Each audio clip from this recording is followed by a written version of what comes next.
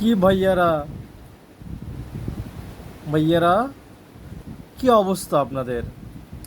100 রানে 1 উইকেট, 105 রানে 8 উইকেট। এটা বোলিং পিচ, আপনাদের বুঝতে হবে। ব্যাটসম্যানরা এত ধৈর্য সহকারে যে খেলতে পেরেছে, এটাই অনেক বড় পাওয়া আমাদের মতন সমর্থকদের জন্য। জাহিদ আসালাঙ্কা যেখানে সেঞ্চুরি করে, সেখানে বাংলাদেশের ব্যাটসম্যানরা 4টি রানের মধ্যে 8টি উইকেট হারায়। 4টি রানের মধ্যে। এটা বাংলাদেশ ছাড়া পৃথিবীর অন্য কোনো কান্ট্রিতে কোনো ক্রিকেট টিম এভাবে বোলিং পিচে উইকেট দেয় না।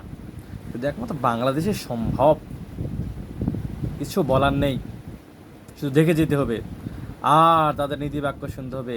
এবার না, পরের বার আমাদের ভুল হয়েছে, শিক্ষা নিতে হবে। ভুল করো, শিক্ষা নাও, এবার না পরের বার। এই করতে করতে ক্রিকেট টিমটা শেষ।